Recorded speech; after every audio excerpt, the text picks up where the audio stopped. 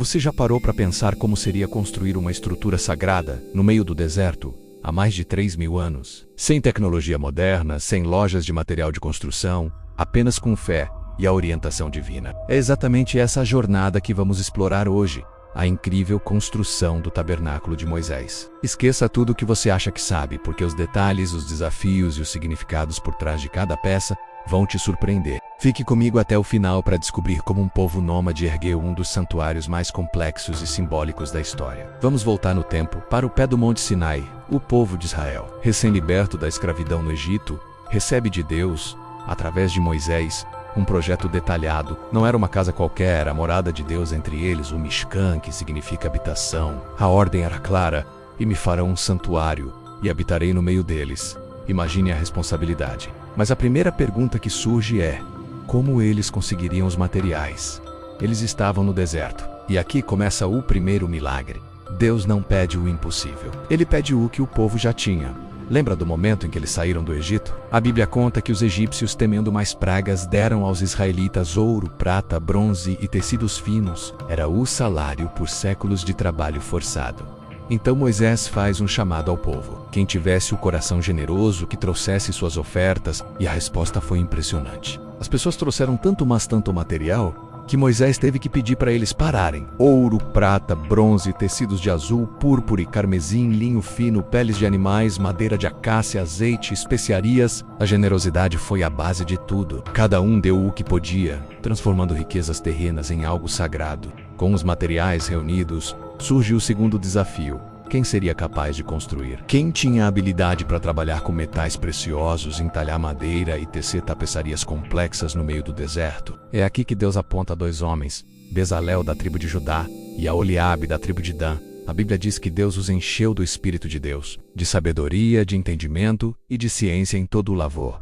Pense nisso. Bezalel e Aholiabe não eram apenas artesãos talentosos, eles foram capacitados divinamente. Eles se tornaram os arquitetos e mestres de obras, ensinando e liderando uma equipe de homens e mulheres de coração sábio. A construção não foi um caos, foi um projeto organizado, onde cada pessoa usou seu dom para um propósito maior. A mulher que sabia fiar, fiava. O homem que sabia trabalhar metal, trabalhava. Foi um esforço comunitário, guiado pela excelência. Agora vamos entrar na estrutura do tabernáculo em si. Ele era totalmente desmontável, uma tenda portátil, perfeita para um povo que estava em constante movimento. A estrutura principal era feita de tábuas de madeira de acácia, uma madeira resistente e comum naquela região revestidas do ouro. Essas tábuas se encaixavam em bases de prata maciça. O tabernáculo era dividido em 3 partes principais, cada uma com um nível crescente de santidade. Do lado do fora havia o pátio.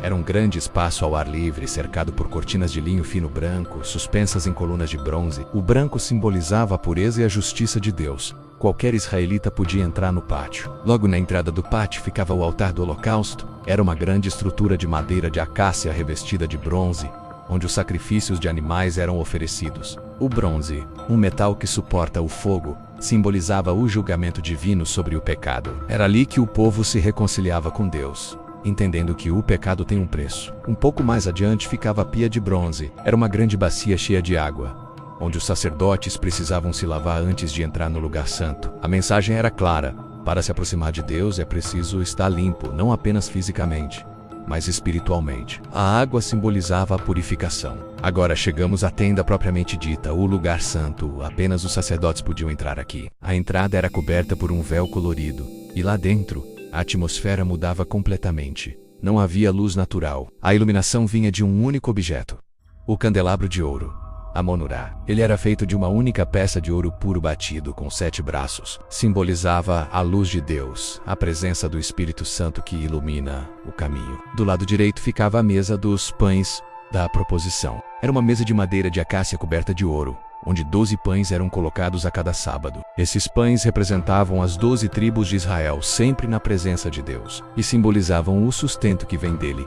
Em frente ao véu que separava o lugar santo do próximo compartimento, estava o altar de incenso. Também de madeira coberta de ouro, era onde o incenso especial queimava continuamente, dia e noite. A fumaça perfumada que subia simbolizava as orações do povo, subindo constantemente até Deus. E então, chegamos ao coração do tabernáculo, o lugar mais sagrado de todos, o Santo dos Santos, ou Santíssimo Lugar, era um cubo perfeito, separado do lugar santo por um véu espesso e pesado, bordado com querubins. Ninguém podia entrar ali, exceto o sumo sacerdote, e apenas uma vez por ano, no dia da expiação. Dentro do Santo dos Santos havia um único objeto, a Arca da Aliança, uma caixa de madeira de acácia, revestida de ouro por dentro e por fora. Sua tampa, chamada de propiciatório, era de ouro puro, com 2 querubins de ouro, um de frente para o outro, com as asas estendidas, cobrindo a tampa. Era ali, entre os querubins, que a presença visível de Deus, a Shequina, habitava. Dentro da arca estavam as 2 tábuas dos 10 mandamentos,